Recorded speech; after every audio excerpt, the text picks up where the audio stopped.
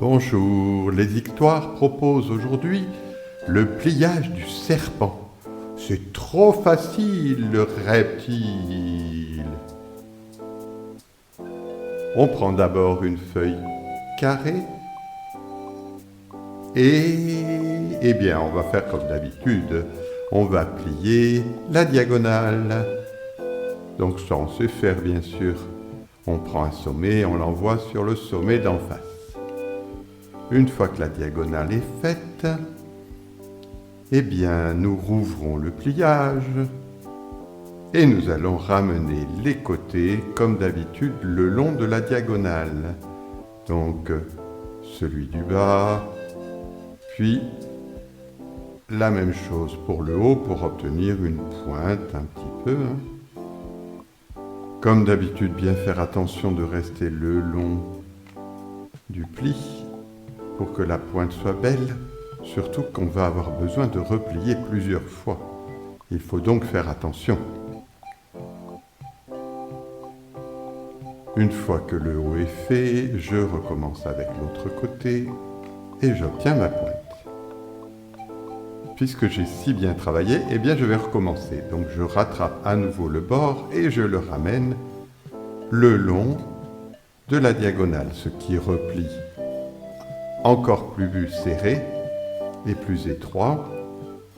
Je le fais bien sûr des deux côtés, donc un côté puis l'autre. Et comme j'ai bien aimé le faire, eh bien figurez-vous que je vais le refaire encore une troisième fois. Donc il faut bien faire les plis pour pouvoir replier encore une troisième fois. Dès que j'ai bien placé, hop, je recommence, je resserre. C'est un peu plus difficile bien sûr. Il faut s'appliquer là pour que le pli soit beau et que la pointe surtout soit belle. Ce sera la queue du serpent. Il faut donc qu'elle soit jolie bien sûr. Voici donc un côté et bien sûr l'autre côté. Eh bien ce serpent commence à avoir une belle forme. Qu'est-ce qu'il suffit de faire pour le voir apparaître déjà un peu? Eh bien on va devoir replier en deux. Alors attention, il va falloir replier là où nous sommes en ce moment avec les plis pour laisser le dos sans trou. Donc là, vers le bas, vous avez l'ouverture. Le voici, notre serpent. À gauche, vous avez la tête. Nous allons donc la former. Nous faisons un pli en diagonale qui permet de redresser la tête à peu près à angle droit. Alors il faut bien marquer le pli parce qu'ensuite il va falloir l'inverser. Donc on ouvre le papier et on refait le pli dans l'autre sens, ce qu'on a appelé un pli inversé depuis déjà pas mal de temps. Là il faut bien s'appliquer pour plier en deux, ça a retourné le papier dans l'autre sens. Ce sera en réalité une partie du cou du serpent qui sera là. Et là on commence à voir un petit peu la tête déjà. Une fois que ceci est fait, eh bien, on va former correctement la tête. Alors, on refait un pli un peu en diagonale pour amener la tête à l'envers dans l'autre sens, parallèle au corps. Donc, il faut bien choisir l'inclinaison du pli. Et à nouveau, on inverse ce pli pour le rentrer à l'intérieur, ce qui fait que la tête va être dans le sens opposé à la queue, en refermant bien, en faisant attention, en s'appliquant bien. Voilà. Une fois que j'ai fait ça, je peux refermer et vous voyez, ma tête est à l'envers carrément. Alors heureusement, on ne va pas le laisser comme ça, ce serpent, bien sûr. C'est pour bien former le cou que l'on est en train de travailler là. Comme ceci est bien fait, nous allons pouvoir commencer à redresser la tête. Nous attrapons la partie qui dépasse et nous la replions dans l'autre sens. Et comme d'habitude, nous l'inversons. Donc nous ouvrons le papier et nous le ramenons à l'intérieur dans l'autre sens. Une fois que ceci est bien fait, alors là il faut s'appliquer, ne pas hésiter à reprendre en plusieurs fois, s'il le faut, la partie du haut, la petite pointe. Puisque ceci est fait, on commence à voir apparaître plus ou moins ce qui va se passer. En réalité, nous allons créer une forme de collerette un petit peu à ce petit serpent pour qu'il ait une belle tête de serpent. Nous avons donc un pli encore à faire juste en dessous de la tête,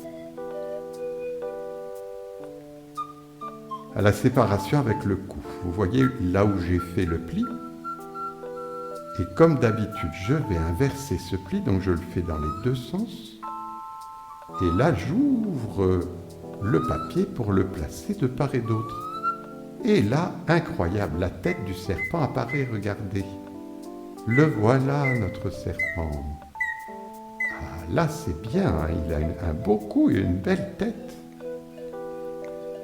Il a fallu faire tout ça pour voir apparaître la tête.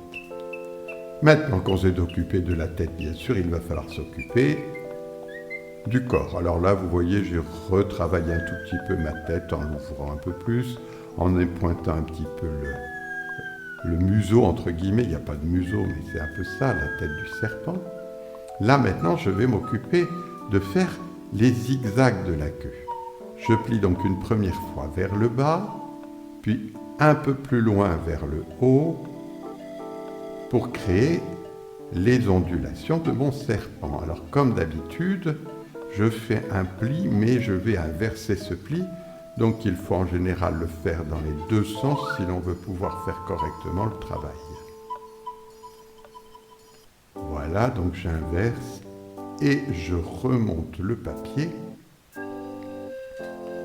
à l'intérieur de l'espace que j'ai fait. Voici le premier zigzag d'ondulation de mon serpent.